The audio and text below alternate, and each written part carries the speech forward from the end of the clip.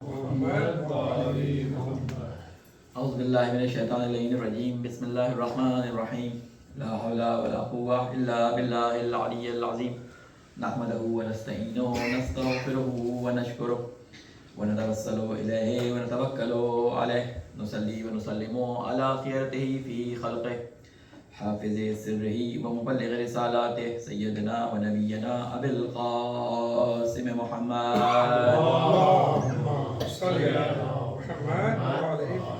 وعلى آل بيته الطيبين الطاهرين المعصومين سيما بقية الله في الأرضين. قال الله تعالى في كتابه المبين وقوله الحق أعوذ بالله من الشيطان اللعين الرجيم إن الذين آمنوا وعملوا الصالحات سيجعل لهم الرحمن ودا. صدق الله العلي العظيم. صلوات بھیجے محمد علیہ.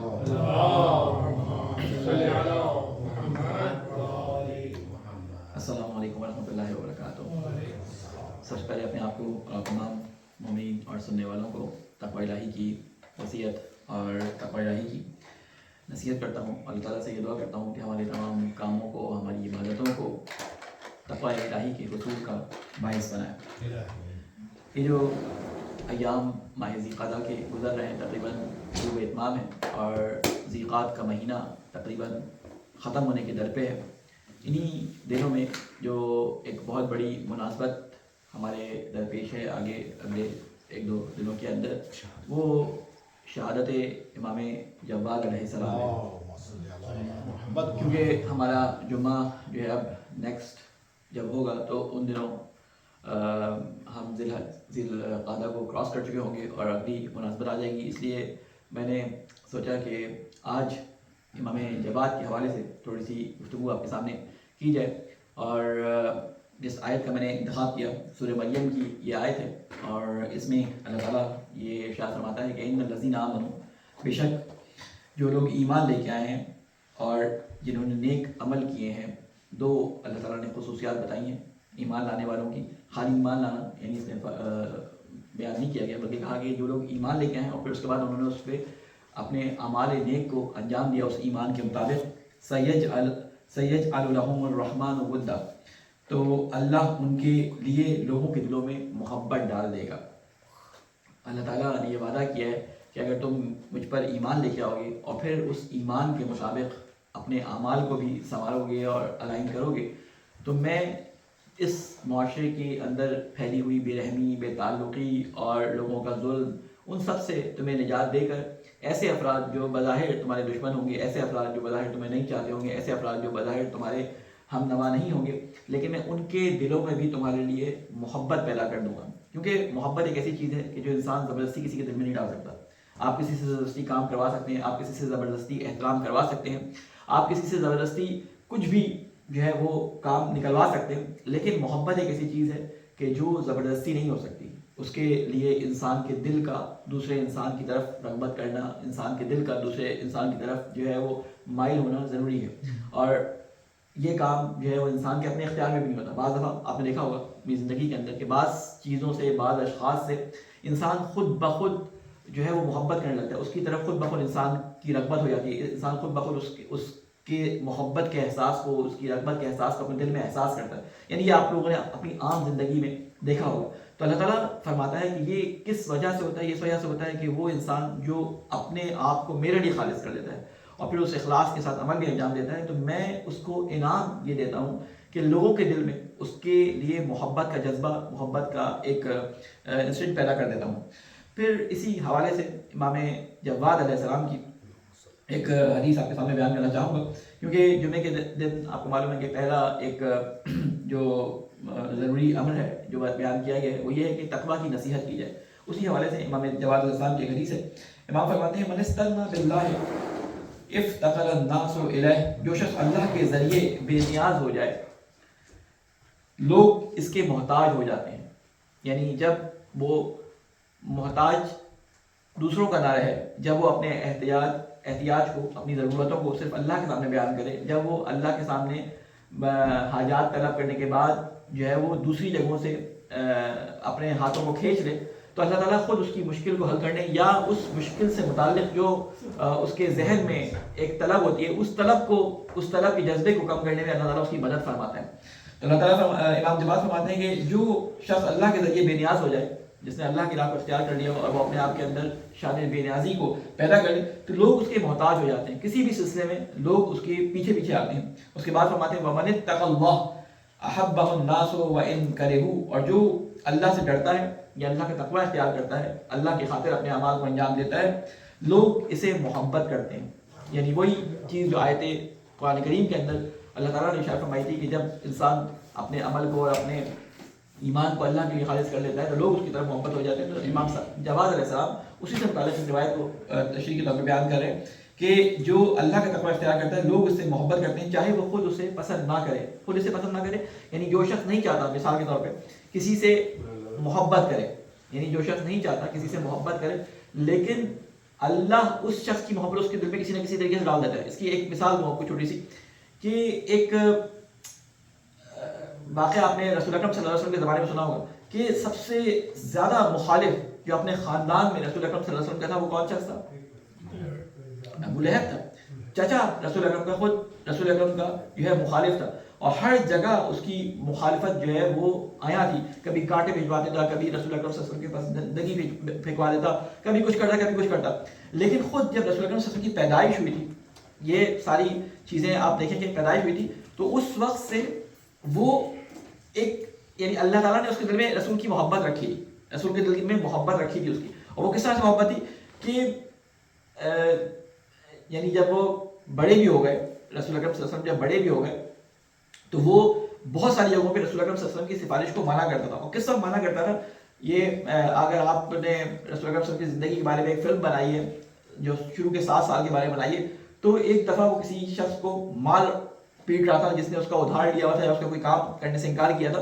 تو رسول اکرم صلی اللہ علیہ وسلم جا کے اس کی سفارش کرتے تھے، اور وہ سفارش جو ہے وہ اس نے مان کی اس شخص کو آزاد کر دیا تھا، حتیٰ یہاں تک کہ وہ اس کی جان کا دشمن تھا، اس کی جان اس نے بخشی کر دی تھی. رسول اکرم صلی اللہ علیہ وسلم کی محبت اس کے دل میں تھی. یعنی یہ محبت کیوں تھی؟ اس لیے کہ رسول اکرم صلی اللہ علیہ وسلم کا بچپن سے جو طریقہ کار تھا وہ طریقہ کار یہ تھا کہ وہ امانت دار بھی تھے، ہر کسی کے ساتھ محبت سے پیش آتے تھے، اور اس وقت لوگ اللہ کو یعنی اس طرح سے نہیں جانتے تھے جس طرح سے رسول اکرم صلی اللہ علیہ وسلم نے انٹروڈیوس کروایا، لیکن اللہ کو مانتے تھے. بہرحال اللہ تعالیٰ نے کیونکہ رسول اکرم صلی اللہ علیہ وسلم کے اعمال بچپن سے ہی اللہ تعالیٰ کے مطابق تھے، ان کا عمل بھی اس کے مطابق تھا، تو بچپن سے رسول اکرم صلی اللہ علیہ وسلم کی محبت لوگوں کے دلوں میں تھی. حالانکہ یہ شخص شدید دشمن تھا، لیکن رسول اکرم کی ایک محبت اس کے دل میں تھی. بالکل اسی طرح معاویہ کے دل میں آپ یہ جتنا بھی آپ پڑھے دشمنی علنی ہے معاویہ کی امام علی علیہ السلام کے ساتھ، اس حد تک دشمنی یعنی علنی تھی کہ خلیفہ جو بظاہر مسلمانوں کے اندر چوتھے خلیفہ کے طور پہ امام علی علیہ السلام کو انتخاب کیا تھا، اس کے باوجود وہ جنگ کرنے کے لیے آیا امام علی علیہ السلام سے.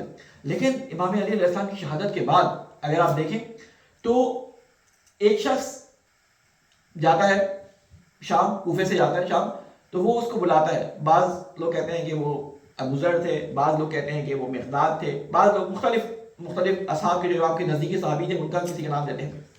تو وہ کہتا ہے کہ میں چاہتا ہوں کہ تم اپنی زبان سے مجھے علی کے فضائل بیان کرو. یہ آپ نے سنا ہوگا. یہ کیا وجہ تھی؟ یعنی دل میں اللہ تعالیٰ نے اس کے وہ محبت پیدا کی ہوئی تھی، لیکن وہ اپنے نفس کی خواہش کے مطابق اس محبت کو دباتا تھا، ٹھیک ہے، اور دشمنی کرتا تھا اس کے خلاف. کہنے کا مقصد یہ کہ اللہ تعالیٰ نے ایک جیسے کہتے ہیں خودکار نظام رکھا ہے، آٹومیٹک نظام رکھا ہے انسان کے لیے کہ اگر وہ اللہ تعالیٰ کے لیے اپنے کاموں کو انجام دے تو دوسروں کے دلوں میں جا بجا کہیں نہ کہیں ایک محبت کا جذبہ اس کے لیے پیدا ہو جاتا ہے. بہرحال امام جواد کے حوالے سے ان کی گفتگو ہے تو میں تھوڑا سا تعارف امام جواد کا کراؤں گا، کیونکہ ہمارے عام جسے کہتے ہیں کہ محافل اور مجالس کے اندر صرف شہادت اور ولادت پہ ہی امام جواد کا زیادہ تذکرہ آتا ہے، یا پھر امام رضا علیہ السلام کی شہادت پہ بچپن کے 1-2 واقعات امام جواد کے آ جاتے ہیں. امام جواد کے بارے میں ذرا کم ہی گفتگو ہوتی ہے. اگر آپ کتابیں جو لکھی گئی ہیں تاریخ اور سیرت ائمہ علیہ السلام پہ بھی، اس میں سے بھی امام جواد، امام ہادی اور جسے کہتے ہیں کہ امام عسکری، ان کے بارے میں بہت کم ڈیٹیلز دیکھیں گے. ہمارے ایک استاد تھے ڈاکٹر رفیع، یا یوں سمجھتے کہ ایران کے طالب جوہری، یہ بہت مشہور استاد بھی، میرے استاد بھی تھے، ہمیں پڑھاتے بھی تھے، ہماری یونیورسٹی کے اندر ہمیں پڑھاتے بھی تھے، اور خود بہت اچھے سخنران تھے، بہت اچھے یعنی جسے کہتے ہیں پاورفل ان کی اسپیچ ہوتی تھی، بڑے بہترین جو ہے درد دیتے تھے. وہ کہتے ہیں کہ ہم اپنے استاد کے بارے میں بتاتے ہیں. آغا استادی امام جمعہ قوم تھے, تو ان کے بارے میں کہتے ہیں کہ مجھے کسی نے ایک دفعہ امام جواد کے بارے میں 10 دن تقاریر کے لیے بلایا کہ 10 دن آپ کو امام جواد کے بارے میں بولنا ہے, اور کوئی ادھر ادھر کی بات نہیں کرنی کہ آپ امام جواد کا نام لے کے جو ہے امام علی کا قصہ شروع کر دیں, بی فاطمہ کے بارے میں بتانا شروع کر دیں, امام حسین کے بارے میں. آپ نے امام جواد کے بارے میں بتانا ہے. کہتے مجبور ہو گئے کہ امام جواد کے بارے میں مطالعہ کرنے. جب مطالعہ کیا تو بے انتہا چیزیں اور معلومات ملی. ان میں سے ایک بہترین چیز جو انہوں نے اس وقت بتائی اپنے ہمارے استاد کو, کہتے ہیں کہ جس طرح ائمہ علیہ السلام کے اقوال جسے ہم حدیث کہتے ہیں ہمارے سامنے آئے ہیں, کچھ چیزیں ہیں جو ائمہ علیہ السلام کے ساتھ منسوب ہیں لیکن اس کی طرف ہماری توجہ اتنی نہیں ہوتی. احادیث پہ ہم بہت توجہ دیتے ہیں لیکن کچھ چیزیں ایسی ہیں جو ائمہ علیہ السلام سے ہم تک پہنچی لیکن ہم اس پہ اتنی توجہ نہیں دیتے. وہ کیا ہے؟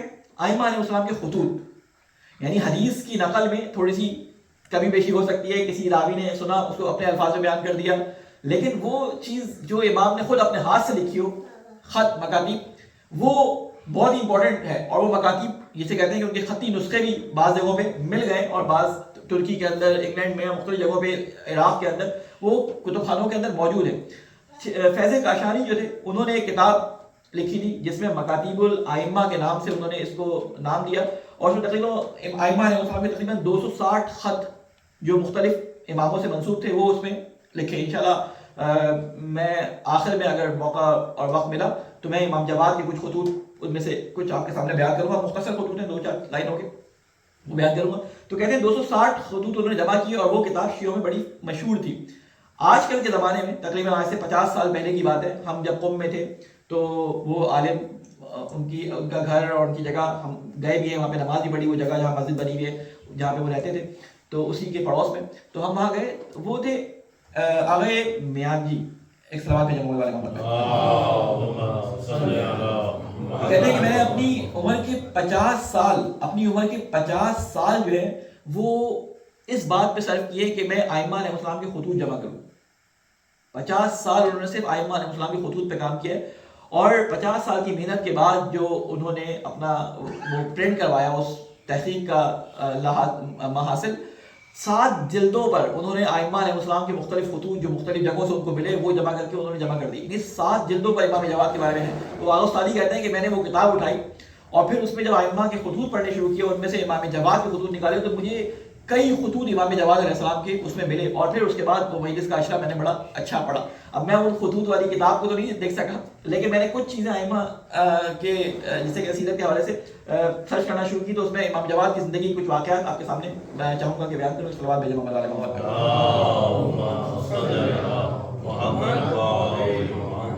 دوسرے ائمہ کی نسبت امام جواد نسبتاً بڑی مشکلات کے زمانے میں جو ہے وہ جب پیدا ہوئے بڑی مشکلات کا زمانہ تھا. اس کی وجہ کیا تھی؟ مشکلات کی وجہ کیا تھی؟ یعنی خود امامت کے حوالے سے جو مشکلات تھی وہ یہ مشکل تھی کہ امام جواد سے پہلے جتنے بھی امام گزرے تھے وہ سارے کے سارے اپنی ایک پختہ عمر کے اندر ان کو امامت ملی تھی, لیکن امام جواد اپنے بچپنے میں امام بنے تھے, اور جس کی وجہ سے امام رضا علیہ السلام کی بہت زیادہ مخالفت ہوئی تھی. آپ کو معلوم ہے کہ امام رضا علیہ السلام جو رضوی سادات ہیں, خاص طور پہ رضوی تقوی اور برقعی سادات جو ہیں, ان کے لیے بات بیان کر رہا ہوں کہ امام رضا علیہ السلام کی ویسے تو تاریخ میں 4 یا 5 بیٹوں کا ذکر ملتا ہے, لیکن جو معتبر اگر تحقیقی حوالے سے آپ دیکھیں تو امام رضا علیہ السلام کے ایک ہی بیٹے تھے, وہ تھے امام جواد علیہ السلام. اور امام جواد کی نسل سے پھر جو امام موسیٰ مبرقہ تھے ان کی نسل سے جو لوگ چلے وہ برقعی, تقوی, رضوی, یہ سارے سادات جو ہیں یہ سارے امام تقی علیہ السلام کی اولاد سے تھے. انہی میں رضوی بھی آتے ہیں, انہی میں ہی برقعی آتے ہیں, ان میں ہی جو ہے وہ تقوی بھی آتے ہیں. تو کہنے کا مقصد ہے کہ امام رضا علیہ السلام کے ایک ہی بیٹے کا ذکر ملتا ہے جو معتبر حوالے سے معلوم ہوتا ہے, وہ ہے امام جواد علیہ السلام. اور تقریباً 47 سال کی ایج تک, 48 سال کی ایج تک امام رضا کی کوئی اولاد نہیں تھی.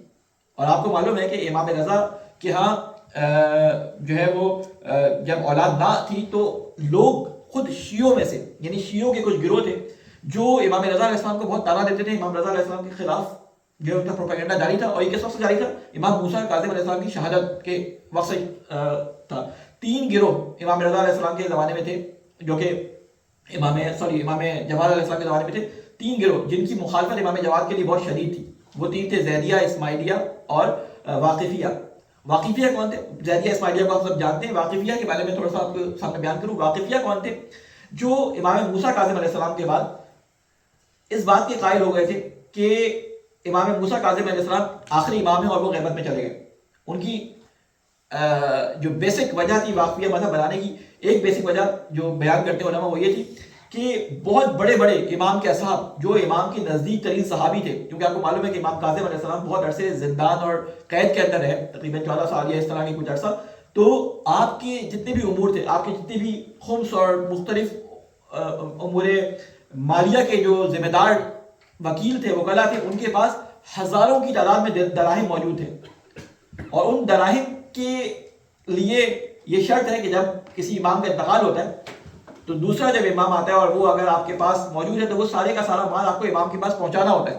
اب وہ علی بن حمزہ بطائنی اور اس طرح کے کچھ لوگ موجود تھے کہ جو اس وقت موجود تھے، جیسے ایک تھے زیاد بن مروان قلبی، عثمان بن عیسیٰ رواسی. یہ 3 بڑے بڑے صحابی تھے امام کے، جن کے پاس کسی کے پاس 70,000 دینار، کسی کے پاس 30,000 دینار، کسی کے پاس اس سے بھی یعنی 10,000 سے اوپر کی رقم موجود تھی. انہوں نے کیا کیا؟ انہوں نے یہ اعلان کر دیا کہ یہ پیسہ تو امام رضا کو دینا پڑے گا. تو انہوں نے اعلان کر دیا کہ امام رضا امام ہے ہی نہیں. امام موسیٰ کاظم جو ہے وہ مہدی تھے اور ان کے بعد وہ غیبت میں چلے گئے. اس کے بعد انہوں نے جو مذہب اپنے مذہب کا نام دیا یا ان کا نام پڑھا وہ واقفیہ پڑھا، یعنی وہ وقف ہو گئے امام رضا پہ آگے. اس سے پہلے کچھ لوگ تھے جو تیسرے امام پہ آ کے وقف ہو گئے تھے. وہ کون تھے؟ جن کو آپ اس نام سے جانتے ہیں، جو 3 امام کو مانتے ہیں، زیدی. ٹھیک ہے نا، زیدی جو ہے وہ 3 اماموں کو مانتے ہیں. اس کے بعد حضرت امام صادق علیہ السلام کے زمانے میں ایک اور شیعوں کا ایک گروہ علیحدہ ہوا. وہ کون تھے؟ اسماعیلی. حضرت اسماعیل جو امام صادق علیہ السلام کی زندگی میں ان کے بیٹے جو ہے وہ انتقال کر گئے تھے، تو وہاں سے ایک مذہب نکلا. تو یہ 3 بڑے بڑے فرقے موجود تھے امام جواد علیہ السلام کی پیدائش پہ. جب امام جواد علیہ السلام پیدا ہوئے اور پھر یعنی ان کی اعتراض کے بعد امام رضا کہتے تھے کہ میرا ایک بیٹا پیدا ہوا، تو امام رضا بہت خوش ہوئے. خیر امام جواد جب پیدا ہوئے تو ان کے ساتھ پرابلم کیا ہوئی؟ ان کے ساتھ پرابلم یہ ہوئی کہ ابھی امام رضا علیہ السلام کی یعنی 3 یا 4 سال ان کے ساتھ امام جواد کے ساتھ گزرے تھے کہ مامون الرشید نے، آپ کو سارا پتہ ہے کہ مدینہ سے امام رضا علیہ السلام کو بلوا دیا. کہاں پہ؟ بغداد، خراسان کے اندر. خراسان آج کل وہ جگہ جہاں پہ امام رضا کو لے کے آئے تھے، وہ جگہ آج کل کہاں پہ آتی ہے؟ نہیں، مشہد تو آج کل خراسان کہلاتا ہے. اس زمانے میں جس جگہ امام رضا کو مامون نے بلایا تھا وہ ترکمانستان کے اندر ہے. وہ جگہ خراسان بہت بڑا تھا، جس میں افغانستان کے بہت سارے علاقے، ترکمانستان اور آذربائیجان، یہ بہت سارے علاقے جو ہے وہ خراسان کے اندر شامل تھے. تو امام رضا علیہ السلام کو جو بلایا گیا تھا، مامون نے بلایا تھا، وہ ترکمانستان میں تھی وہ جگہ. خیر بہرحال بعد میں ادھر آ گئے تھے امام رضا علیہ السلام، جہاں آج مشہد ہے، جہاں پہ ان کو دفنایا گیا. اس کے بعد ہوا کیا کہ امام رضا علیہ السلام کی جو انتقال کی خبر پہنچی ہے مدینہ کے اندر، امام رضا اکیلے گئے تھے، اپنے خانوادے کو لے کے نہیں گئے تھے. پھر حضرت معصومہ نے کتنی وہ سارے واقعات آپ کو معلوم ہے. تو امام رضا کی بیگم اور یعنی جن بیوی سے امام جواد علیہ السلام تھے، ان کا نام تھا خزران. یہ مصر کی خاتون تھی، بڑی پاکیزہ اور نیک ماریہ قبطیہ جو ام المؤمنین ہیں ان کی اولاد میں سے تھی. مصر سے خزران یا ریحانے بھی امام نے ان کو نام دیا تھا. تو ان کی بدن سے امام جواد پیدا ہوئے تھے اور 3 سال 4 سال جو ہے امام جواد جو ہے وہ اپنے باپ کے ساتھ گزارنے کے بعد تنہا تھے. امام رضا علیہ السلام کی جو انتقال کی خبر، شہادت کی خبر جب پہنچی ہے مدینہ کے اندر، تو ایک مدینہ کے اندر ایک سوگ اور گریے کا ماحول تھا. امام رضا علیہ السلام کا جو گھر تھا وہاں پر لوگ جو ہے امام کے اصحاب جمع تھے، سارے کے سارے گریہ کر رہے تھے اور سارے کے سارے رو رہے تھے. وہاں پر امام کے بہت ہی نزدیکی صحابی، یعنی جو اسے کہتے ہیں کہ امام کے خاص معتمد تھے، امام کے ساتھ اٹھنے بیٹھنے والے تھے. بتانے کا مقصد کیا ہے کہ بعض دفعہ ساتھ بیٹھنے والا بھی جو ہے وہ کچھ گڑبڑ کر جاتا ہے. ٹھیک ہے، وہ ایک دم سے اٹھ کے کھڑا ہوا، یعنی سب رو رہے تھے محفل کے اندر، ایک دم سے اٹھ کے کھڑا ہوا اور آواز دی کہ دعو علی البکا، ابھی رونے دھونے کو چھوڑو، اب اس بات کی فکر کرو کہ یہ چھوٹا سا بچہ جو ہمارا امام بنا دیا گیا، اس کی تربیت کیسے کی جائے. آپ سوچیں کہ اپنے امام کی، یعنی وہ شخص جو امام رضا کے ساتھ زندگی گزار چکا ہو اپنی، ایک حد تک امام رضا کے ساتھ تعلیمی اس کا تعلق بھی رہا، علم حاصل کر چکا ہو، وہ کھڑا ہو کے کہنے لگا کہ چھوڑو رونا ہونا، اب امام کی فکر کرو. ٹھیک ہے، آپ نے سنا ہوگا کہ بعض لوگ اپنی بیعت کے بارے میں بڑے جسے کہتے ہیں کہ حساس ہوتے ہیں، یعنی وہ کچھ دنیا میں ہوتا ہے ان کو یہ ہوتا ہے کہ بس کسی نہ کسی طریقے سے جا کے خلیفے کی بیعت کر لیں. عبداللہ بن عمر کے بارے میں آپ کو معلوم ہے نا کہ وہ جب ابن زیاد کے پاس ان کو پتہ چلا کہ اب قتل سب کو کر رہا ہے، تو ابن زیاد کے پاس بھاگ کر پہنچ گیا کہ مجھے بیعت کرنی ہے. تو اس نے کہا ان سے بول دو کہ میں نہیں کر سکتا، ابھی میں مصروف ہوں، سو رہا ہوں، میں آرام کر رہا ہوں.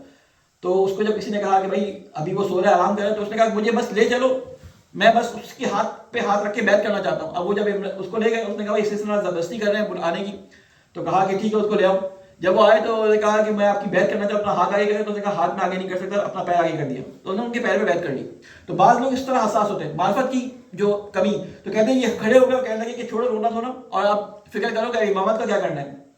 تو اس وقت امام کے ایک اور صحابی جو تھے وہ ریان بن سلط، وہ کھڑے ہو گئے اور اس شخص کو جن کا نام یونس بن عبد الرحمن بتایا جاتا ہے، اس کو گریبان سے پکڑ لیا. کہتے ہیں تمہیں شرم نہیں آتی یہ بات کہتے ہوئے کہ تم اپنے امام کے ہوتے ہوئے جو ہے امام کے بارے میں، یعنی ہوتے ہوئے امام تقی رسول 7 سال کی عمر کے تھے اس وقت، 7 سال ان کی ایج رہی تھی، اور ہوتے ہوئے تم ایسی بات کرو. امام چاہے بچہ ہو چاہے بڑا ہو، اللہ تعالیٰ کی طرف سے علم لدنی دے کے آتا ہے اور اللہ کی طرف سے اس کا جو ہے وہ سارا کا سارا معاملہ جو ہے وہ حل ہوتا ہے.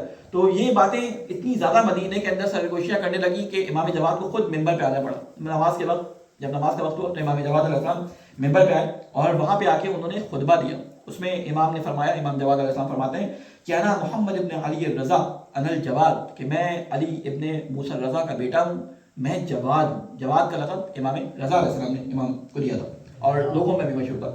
ایک سوال میں جاؤں گا.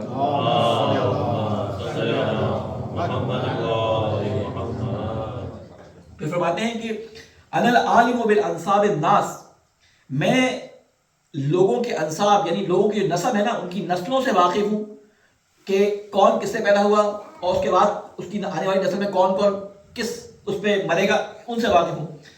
انا عالم بسرائرکم وظواہرکم، میں تمہارے چھپے ہوئے رازوں سے اور تمہارے ظاہر سب چیزوں سے آگاہ ہوں.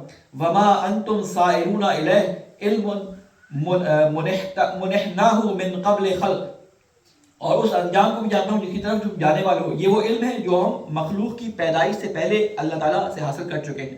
یعنی اللہ تعالیٰ نے ہمیں یہ علم دیا ہے. بتانے کا مقصد ایک طویل خطبہ ہے، اس میں سے میں نے ایک جملہ چنا کہ اللہ تعالیٰ نے ہمیں بچپن میں علم لدنی یعنی جو اللہ تعالیٰ کی طرف سے علم ہے وہ دیا ہے. آپ کو معلوم ہے کہ بچپن میں کسی عہدے پہ، روحانی یا علمی عہدے پہ فائز ہو جانا یہ کوئی نئی بات نہیں ہے. قرآن مجید میں اللہ تعالیٰ نے اس کی مثال دی ہے، اور وہ مثال کہاں پہ دی ہے؟ حضرت 2 نبیوں کے بارے میں آیا ہے کہ جن کو بچپن میں اللہ تعالیٰ نے نبوت دی. ایک کون سے ہیں؟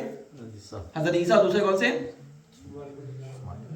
حضرت یحییٰ علیہ السلام. کہتے ہیں کہ ہم نے عیسیٰ کو گہوارے میں اور یحییٰ کو بچپنے میں جو ہے وہ حکمت دی، یعنی حکمت سے مراد نبوت دی. تو کہنے کا مقصد یہ کہ بچپن ہو یا بڑھاپا ہو، اگر اللہ کی طرف سے کوئی عہدہ کسی کو دیا گیا ہے تو اللہ اس کی ساری ٹیک کیئر کرتا ہے، اللہ اس کے علم کا انتظام کرتا ہے، اللہ اس کے سارے کاموں کو دیکھتا ہے. تو یہاں پر جسے کہتے ہیں کہ علامہ مجلسی امام جواد کے بارے میں کہتے ہیں کہ امام جواد وہ شخصیت تھے کہ جنہوں نے شیعوں کے اندر موجود ایک بہت بڑی مشکل کو حل کیا. کسی اور امام کے بارے میں نہیں کہتا اہمیت کے بارے میں کہ ان کی پیدائش، ہر امام کی پیدائش امپورٹنٹ ہوتی ہے، لیکن امام جواد کے بارے میں خاص لکھتے ہیں کیونکہ شیعوں میں اس سے پہلے یہ مسئلہ پیش نہیں آیا تھا کہ بچپنے کے زمانے میں کسی کو امام بنا دیا جائے، لیکن امام جواد کے بعد یہ مسئلہ 2 اماموں کے ساتھ مزید پیش آیا. اور وہ کون سے امام تھے؟ خود امام جواد کے بیٹے امام ہادی اور امام زمانہ. یہ دونوں بچپن میں جو ہے وہ امام بنے، لیکن اس وقت کسی نے شور نہیں مچایا. امام جواد کے زمانے میں یہ شور بہت اٹھا، تو امام جواد نے اس مسئلے کو حل کیا. سلام محمد. آپ کو معلوم ہے کہ امام کاظم علیہ السلام کثیر الاولاد تھے. تقریباً امام جواد جب امامت کے عہدے پہ فائز ہوئے 17 یا 18 جو ہے مولا کے چچا جو تھے وہ موجود تھے. 17 یا 18 کے قریب امام کاظم علیہ السلام کی اولادوں میں سے جو ہے ان کے چچا موجود تھے، اور کئی ان میں سے مخالف تھے، ان میں سے بہت سارے جو ہے حامی بھی تھے. اور ایک امام صادق علیہ السلام کے بیٹے، ٹھیک ہے، وہ بھی اس وقت زندہ تھے. امام صادق علیہ السلام کے بیٹے علی بن جعفر، قوم اگر کوئی گئے ہو تو علی بن جعفر کا مزار ہے وہاں پہ. علی بن جعفر بوڑھے کافی ایجڈ تھے. امام صادق علیہ السلام کے بیٹے تھے اسماعیل کے بھائی، وہ ابھی تک زندہ تھے. تو کہتے ہیں کہ امام جواد علیہ السلام جب بھی جاتے تھے ان کے پاس ملنے کے لیے تو وہ اپنی جگہ سے کھڑے ہو جاتے تھے اور امام جواد کے جوتے اٹھا کے جو ہے وہ سائڈ میں رکھتے تھے. تو کسی نے اعتراض کیا کہ آپ کی عمر جو ہے اتنی زیادہ ہو گئی ہے، 100 سال سے اوپر کی عمر ہونے والی ہے، اتنی زیادہ آپ کی عمر ہو گئی ہے اور آپ اس بچے کا احترام کرتے ہیں. اور بڑے پاکیزہ اور بڑے طاہر اور بڑے روحانی قسم کے آدمی، بزرگ تھے، بڑے فقیہ قسم کے آدمی تھے. تو انہوں نے کہا کہ اللہ تعالیٰ نے میرے نہ اس بڑھاپے کو دیکھا نہ میرے اس علم کو دیکھا. یہ خصوصیت جو امامت کے لیے ضروری تھی، علم اور شرافت اور کرامت کے لحاظ سے، وہ اس بچے میں دیکھی، تو کیوں میں اس کا احترام نہ کروں.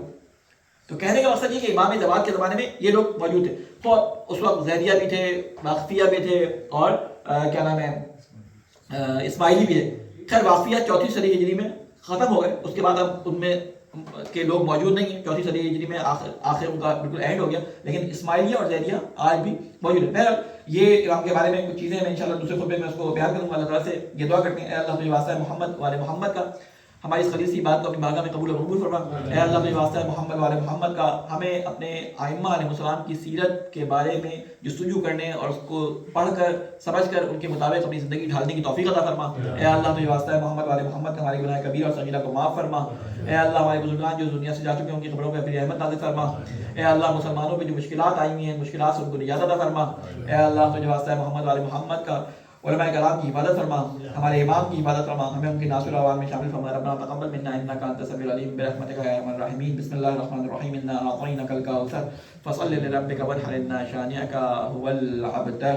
اللهم صل على محمد وآل محمد اللهم صل على محمد وآل محمد اللهم صل على محمد وآل محمد اللهم صل على محمد وآل محمد۔ بسم اللہ الرحمن الرحیم الحمد للہ رب العالمین الصلاة والسلام علی اشرف الانبیاء والمرسلین والصلاة والسلام علی سیدنا ونبینا وحبیب قلوبنا ابی القاسم المصطفى محمد اللهم صل على محمد وعلى آله الأكرمين الأطهرين المنتجبين سيما علي أمير المؤمنين والصديقة الطاهرة فاطمة الزهراء سيدة النساء العالمين والحسن والحسين سيدي شباب أهل الجنة وعلي بن الحسين ومحمد بن علي وجعفر بن محمد وموسى بن جعفر وعلي بن موسى ومحمد بن علي وعلي بن محمد والحسن بن علي والخلف القائم المهدي حججك على عبادك وأمنائك في بلادك۔ سب سے پہلے اپنے آپ کو، آپ تمام مومنین اور مومنات اور سننے والوں کو تقوی الہی کی وصیت اور تقوی الہی کی نصیحت کرتا ہوں۔ اللہ تعالیٰ سے یہ دعا کرتا ہوں کہ اللہ تعالیٰ ہمیں ان ایام کے اندر جو حج کے ایام کہلاتے ہیں تقوی الہی کے حصول میں ہماری مدد فرمائے۔ قرآن مجید میں اللہ تعالیٰ یہ ارشاد فرماتا ہے وَلِلَّهِ عَلَى النَّاسِ حِجُّ الْبَيْتِ مَنِ اسْتَطَاعَ إِلَيْهِ سَبِيلًا وَمَنْ كَفَرَ فَإِنَّ اللَّهَ غَنِيٌّ عَنِ الْعَالَمِينَ۔ صدق اللہ العلی العظیم۔ اللہ تعالیٰ سورہ آل عمران میں آیت نمبر 97 ہے، حج کا 2 جگہ پہ ذکر ہے اور اس میں سے ایک آیت کا میں نے آپ کے سامنے انتخاب کیا ہے کیونکہ یہ ایام حج کہلاتے ہیں۔ ویسے تو ہمارے یہاں حج ذی الحج کے مہینے میں ایک مخصوص جسے کہتے ہیں اس کی ایک مدت ہے جو ہے وہ 9 ذی الحج سے اسٹارٹ ہوتا ہے اور اس کو ہم 3 دن میں انجام دیتے ہیں، لیکن اس حج کو ذی الحج کے مہینے میں ہم ذی الحج کا مہینہ کہتے ہیں، لیکن اللہ تعالیٰ کے نزدیک 3 مہینوں کو حج کے مہینے قرار دیا گیا ہے اور اسی وجہ سے ان تینوں مہینوں کو ماہ حرام میں شامل کیا گیا ہے۔ پچھلی دفعہ میں نے شاید ماہ حرام کے بارے میں بیان کیا تھا۔ کیوں؟ اس لیے کہ لوگ جو حج پہ جاتے ہیں وہ ذیقعد میں تقریباً نکلتے ہیں اور آپ کو معلوم ہے کہ اس زمانے میں عربوں کے اندر یہ ایک طریقہ تھا کہ لوٹ مار کے جو لوگ ہوتے تھے وہ قافلوں کو لوٹ لیا کرتے تھے، لوٹ مار کے ذریعے اپنی آمدنی جو ہے وہ بنایا کرتے تھے۔ اللہ تعالیٰ نے عربوں کے درمیان شروع سے اس بات کو یہ قائم تھی رسم کہ 3 مہینوں کو جو حج کے مہینے تھے ذیقعد، ذی الحج اور محرم، ان 3 مہینوں کو حرام مہینے قرار دے کر وہ قافلوں کی لوٹ مار نہیں کیا کرتے تھے۔ تو بہرحال ذیقعد کا مہینہ جس میں لوگ حج کے لیے سفر کرتے تھے اور ذی الحج کا مہینہ جس میں خود حج ہوتا تھا اور ذی الحج کے بعد جو محرم کا مہینہ جس میں لوگ واپس جا رہے ہوتے تھے، واپسی کا سفر ہوتا تھا، ان تینوں مہینوں کو اللہ تعالیٰ نے حرام مہینے شمار کیا۔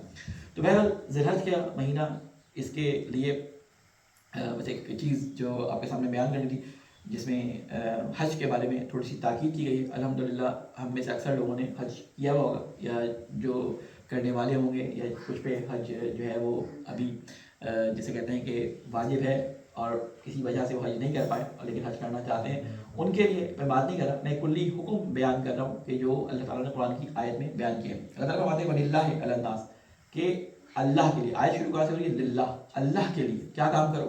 اللہ کے لیے لوگوں پر ہے کیا؟ حج البیت، اللہ تعالیٰ کے گھر کا قصد کرنا۔ حج مانے قصد کرنے کے ہوتے ہیں، اللہ تعالیٰ کے گھر کا قصد کرنا، اللہ تعالیٰ کی گھر کی زیارت کا قصد کرنا ان کے اوپر ہے۔ کون لوگ ہیں یہ؟ من استطاع الیہ سبیلا، کہ جن کے پاس اس راستے پر یعنی اس گھر تک پہنچنے کی سبیل یعنی ان کے پاس اس کے سارے وسائل آمادہ ہوں، یعنی جن کے پاس استطاعت ہو، دوسرے الفاظ میں یعنی جو مستطیع ہو اس کے اوپر اللہ تعالیٰ نے حج کو واجب کیا ہے۔ ومن کفر فإن اللہ غنی عن العالمین، اور جس نے انکار کیا، جو کافر ہو گیا، اللہ تعالیٰ جو ہے وہ تمام عالمین سے جو ہے وہ مستغنی ہے۔ اس آیت کو تھوڑا سا آپ کے سامنے بیان کروں گا، پھر اگر موقع لگا تو امام جواد علیہ السلام کی 2 خطوط آپ کے سامنے کوشش کروں گا کہ پیش کروں۔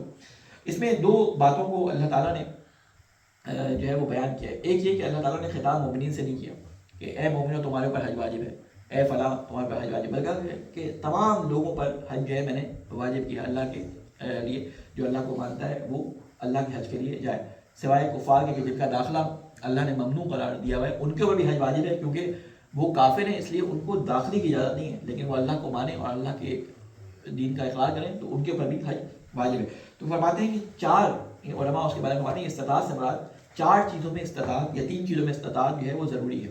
یہ ہم تمام لوگوں کے لیے جو حج پہ اب تک کسی وجہ سے نہیں جا سکیں ان کے لیے یہ بہت امپورٹنٹ ہے۔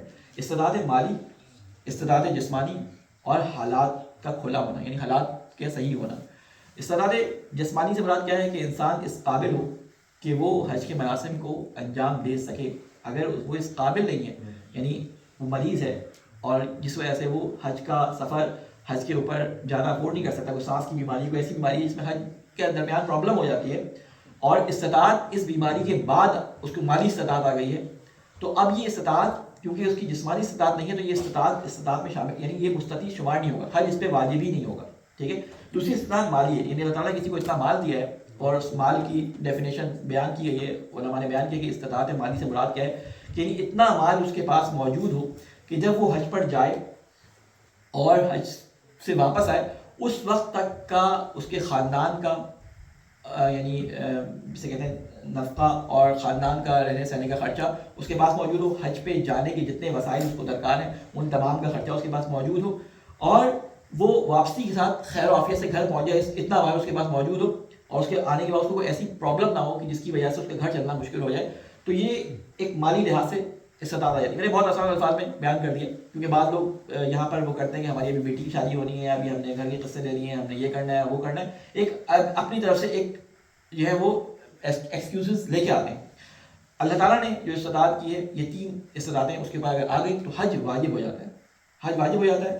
اللہ تعالیٰ نے کچھ چیزوں کے بارے میں کہا ہے کچھ چیزوں کو کرنا تمہارے اوپر واجب نہیں ہے، لیکن اگر تم شروع کر دو تو ان کا اہتمام تمہارے اوپر جو ہے وہ ضروری ہے۔ جیسے عمرہ ہے، کہا کہ اللہ تعالیٰ کے لیے کہ تم عمرہ کرو، حج اور عمرہ کرو، لیکن عمرے کو شروع کرنے کے بارے میں یہ نہیں ہے کہ واجب ہو، میں حج والے عمرے کی بات نہیں کر رہا جو نارمل عمرہ کرتے ہیں، لیکن اگر عمرہ شروع کر دیا تو اس کو ختم کرنا واجب ہے، اس کو اتمام تک پہنچانا جو ہے وہ واجب ہے۔ تو اللہ تعالیٰ حج کے بارے میں کیا فرماتے ہیں کہ 3 جو ہے استطاعتیں تمہارے پاس ہونی چاہیے۔ مالدار لوگ پہلے ایک آج شاید گفتگو ایک ہی کے بارے میں آپ کے سامنے کر سکوں انشاءاللہ، کیونکہ اگلے مہینے بھی یہ حج کے سیزن چل رہا ہے تو میں اس کے بارے میں تفصیل سے کچھ چیزیں بیان کروں گا تاکہ جو چیزیں ذہن میں کسی کے سوال ہوں وہ اس میں معلوم ہو جائیں کہ استطاعت مالی سے مراد کیا ہے۔ استطاعت مالی ایک حصہ یعنی 2 قسم کے لوگ ہوتے ہیں جو مالدار ہوتے ہیں۔ ایک مالدار وہ ہوتے ہیں جب اللہ تعالیٰ کی اس آیت کو سنتے ہیں، اللہ تعالیٰ کے حکم کو سنتے ہیں حج کے بارے میں، وہ کہتے ہیں چشم جیسے ہی ہمیں استطاعت نصیب ہوئی ہے، ہمارے جیسا ہی پہلا موقع ملے گا ہم حج پہ جائیں گے، یا ابھی جو بھی حالات ہیں کسی وجہ سے حج نہیں کر سکے لیکن ہمیں اس پہ جانا ہے، ان کے دل میں یہ ہوتا ہے۔ ایک وہ ہوتا ہے کہ کہتے ہیں ہم کیوں حج کریں، ہمارا اپنا مال ہے ہم کیوں حج کریں، حج پہ لاکھوں ڈالر خرچ ہوتے ہیں، ہزاروں ڈالر خرچ ہوتے ہیں، لاکھوں ڈالر نہیں ہزاروں ڈالر خرچ ہوتے ہیں۔ اگر امریکہ سے کوئی حج پہ جا رہا ہے تو 12-15 ہزار ڈالر کا خرچہ ہے، اگر وہ یہاں سے امریکہ سے جا رہا ہے، پاکستان سے بھی جا رہا ہے تو کئی لاکھ 20-25 لاکھ روپے کا خرچہ ہے۔ تو وہ ایک لوگ ہوتے ہیں جو سرکش ہوتے ہیں، اللہ تعالیٰ کے حکم کے مقابلے میں کھڑے ہو جاتے ہیں اور کہتے ہیں ہمیں حج نہیں کرنا، ٹھیک ہے، ہم مسلمان ہیں، نماز پڑھ لیتے ہیں، ہماری کافی ہے، ٹھیک ہے، ہم حج نہیں کریں گے۔ تو اللہ تعالیٰ ایسے لوگوں کو مسلمان شمار ہی نہیں کرتا۔ اللہ تعالیٰ کیا کہتے ہیں ومن کفر، جس نے انکار کیا وہ کافر ہو گیا، یعنی جو کافر ہے یعنی اس کے بارے میں یعنی جس نے انکار کیا ہے اللہ تعالیٰ کو کفر میں، یعنی تم اسلام لے کے ہی نہیں ہے، اصل تمہارا اسلام ہمارے نزدیک قابل قبول ہے ہی نہیں، تم کفر کے دائرے کے اندر آ گئے۔ اللہ تعالیٰ کہتا ہے اللہ تعالیٰ غنی ہے تمام عالمین سے، تم حج جو کر رہے ہو میرے لیے نہیں کر رہے، یہ حج تمہارے لیے ہے، تمہاری بھلا کے لیے، تمہارے لیے میں نے رکھا ہے۔ اور یہاں پر کچھ سوال پیدا ہوتے ہیں اور وہ یہ پیدا ہوتے ہیں کہ حج پہ جاتے وقت جو ہے انسان کو اللہ کے لیے حج کرنا ہے۔ اور مجید میں سورہ بقرہ میں ایک جگہ یہ ارشاد ہوا ہے، وہ آیت اس طرح شروع ہوتی ہے وَأَتِمُّ الْحَجِّ وَالْعُمْرَةِ لِلَّهِ، پہلی آیت جو میں نے آپ سے پڑھی وہ کیا تھی، للہ حج البیت، وہ آیت للہ سے شروع ہو رہی تھی، یہ آیت للہ پہ ختم ہو رہی ہے کہ اتم الحج والعمرہ للہ، کہ تمام کرو حج اور عمرے کو اللہ کے لیے. یعنی یہ حج پورا کا پورا، حج اور عمرہ پورا کا پورا اللہ کے لیے شروع ہوتا ہے اور اللہ کے لیے ختم ہوتا ہے. اگر کوئی اس نیت سے جائے کہ میں 2 دفعہ 3 دفعہ حج پہ جاؤں گا، لوگ مجھے الحاج کہیں گے، وہاں پہ جا کے واپس جب آؤں گا تو لوگ میری عزت کریں گے، حاجی حاجی کہہ کے مجھے بلا لیں گے، معاشرے میں عزت ہوگی، مجھے پیسے والا تصور کریں گے، اس طرح کی نیتیں ساری کی ساری جس کے ذہن میں وہ پھر خود جانتا ہے، اللہ تعالیٰ سے خود نپٹے گا. لیکن اللہ تعالیٰ کہتے ہیں حج کی نیت شروع سے لے کر اور آخر تک وہ اللہ کے لیے ہونی چاہیے، لہٰذا یہ وہ اللہ کے لیے حج کو انجام دینا ہے. اب بعض لوگ جو سرکش ہوتے ہیں وہ کہتے ہیں کہ ہم حج نہیں کریں گے، وہ بہانے بناتے ہیں، مختلف قسم کے جو ہے ایکسکیوزز لے کے آتے ہیں کہ ہمارے اوپر تو حج واجب نہیں. اب حج کے اندر میں اس بات کو ختم کر کے اپنی چیزوں کو کروں گا، مالی اعتبار سے ان کی بات کروں تو اس چیز کو بیان کرنا ضروری ہے. وہ کیا کہ کچھ چیزیں جو حج کا حصہ نہیں ہیں لیکن ان کے بغیر حج نہیں ہوتا، حج کے لیے ضروری ہیں لیکن حج کا حصہ نہیں ہے، لیکن ان کے بغیر حج ہوتا ہی نہیں ہے. وہ کیا چیز ہے؟ سب سے پہلی چیز تقلید، دوسری چیز طہارت، تیسری چیز قرات اور چوتھی چیز خمس. یہ 4 چیزیں جو ہیں یہ حج کا حصہ نہیں ہے لیکن ان کے بغیر حج نہیں ہوتا. سب سے پہلی تقلید. تقلید سے مراد کیا ہوتی ہے؟ تقلید کا مطلب یہ ہوتا ہے کہ آپ ائمہ علیہم السلام کے فرامین سے اگر مستقیماً قرآن اور حدیث سے حکم نکالنے کے قابل ہے تو آپ کو تقلید کرنا حرام ہے. تقلید پہلے مرحلے میں واجب نہیں ہے. پہلے مرحلے میں یہ ہے کہ جو شخص کوشش کر کے قرآن اور حدیث کو اس طرح سمجھ سکتا ہے کہ جس طرح اللہ نے حکم دیا ہے، وہ قسم قرآن کی کھا کے کہہ سکے یہ اللہ کی طرف سے بات مجھ تک پہنچی ہے اور یہ رسول کی طرف سے بات مجھ تک پہنچی ہے، وہ سمجھ جائے، سارا اس کا مطالعہ اتنا بڑا ہو تو وہ خود مجتہد بن جاتا ہے اتنا مطالعہ کرنے کے بعد، تو وہ یہ کام تقلید نہیں کرے گا، اس کے لیے یہ شرط ختم ہو جائے گی. ٹھیک ہے. اگر وہ مجتہد نہیں ہے اور وہ حکم خدا کو مستقیماً خدا اور ائمہ علیہ السلام کے فرامین سے اخذ نہیں کر سکتا تو پھر اس کے لیے ضروری ہوتا ہے کہ وہ کسی ایسے شخص کی جس نے اپنی 40-50 سال کی عمر اللہ کے حکم کو سمجھنے کے لیے، رسول کی سیرت کو دیکھ کر، ان کے فرامین کو دیکھ کر اس کو سمجھنے کے اندر اپنی عمر لگائی ہوتی ہے، وہ ان کے حکم کو آپ کے لیے بیان کرتا ہے، اس کی تقلید کرے. یہ ہو گیا سمپل تقلید. تو تقلید کی ضرورت کیوں ہوتی ہے؟ اگر آپ کسی حج پہ جا رہے ہو، کسی مولانا سوال کریں کہ مجھے یہ مسئلہ درپیش ہے، تو وہاں پہلا سوال آپ سے وہ مولانا یہ کرے گا آپ کس کی تقلید میں، وہ جواب نہیں دے گا آپ کو، یہ نہیں کہ جواب نہیں دے سکتا، وہ کہے گا کس کی تقلید میں. کیونکہ بعض دفعہ ایسا ہوتا ہے کہ مسائل کچھ تھوڑے سے ڈفرینٹ ہوتے ہیں تو ہر ایک کی تقلید کے مطابق ہوتے ہیں. بہرحال وہ تفصیلی بحث ہے. دوسری چیز کیا ہوتی ہے؟ طہارت حج میں صرف 2 جگہ پہ واجب ہے. یعنی حج کے اتنے سارے جو ہے مناسک ہیں، ان میں سے صرف 2 جگہ طہارت ہے. آپ احرام پہنے طہارت کی ضرورت نہیں، تلبیہ پڑھیں طہارت کی ضرورت نہیں. ٹھیک ہے. آپ جو ہے وہ عرفات کے میدان میں بیٹھے، آپ کو طہارت کی ضرورت نہیں. آپ صفا و مروہ کے درمیان جا رہے ہیں، آپ کو طہارت کی ضرورت نہیں. 2 جگہ پہ طہارت کی ضرورت ہے. کہاں پہ؟ طواف اور نماز طواف میں. اگر آپ کو غسل اور وضو کے احکام صحیح سے نہیں آتے ہوں گے اور آپ طاہر نہیں ہوں گے تو مین جو پارٹ ہے جو حج کے درمیان میں ہے بالکل طہارت کا، عمرہ اور طواف اور نماز طواف، یہ 2 پارٹ طہارت کے لیے بہت ضروری ہے. تو طہارت کا اور اس کے بارے میں مسائل آپ کو معلوم ہونا بہت ضروری ہے. قرات کہیں پہ بھی حج میں کچھ پڑھنا واجب نہیں ہے. ٹھیک ہے. 2 جگہوں پر جو ہے وہ ہمیں پڑھنا ہوتا ہے. اور وہ 2 جگہ کون سی ہوتی ہیں؟ وہ 2 جگہ ہوتی ہیں جب ہم تلبیہ پڑھ رہے ہوتے ہیں، وہاں پہ ہمیں قرات کا درست ہونا ضروری ہے، اور ایک جب ہم نماز طواف پڑھ رہے ہوتے ہیں وہاں پہ. اس کے علاوہ کہیں کوئی ذکر نہیں ہے، باقی سارے عملی کرنے کا کام ہے، پڑھنے کا کام کوئی نہیں ہے. تو 2 جگہ پہ وہاں پہ آپ کو قرات کی ضرورت پڑتی ہے، اور میں تفصیلات اس کی اپنی جگہ. اور خمس تیسری چیز ہے، چوتھی چیز خمس کیا ہے؟ یہ اللہ کی طرف، کیونکہ ہم حج کس کے لیے کر رہے ہیں؟ اللہ کے لیے کر رہے ہیں. اللہ تعالیٰ کہتا ہے کہ پہلے میرے واجبات کو پورا کرو اور اس کے بعد میرے پاس آؤ. اگر تم نے کسی کا حق کھایا ہوا ہے، اگر تمہارے اوپر کسی قسم کا ایسا قرض ہے جو تمہارے گردن پہ واجب ہے، تو تمہارے پاس حج واجب ہی نہیں ہوا.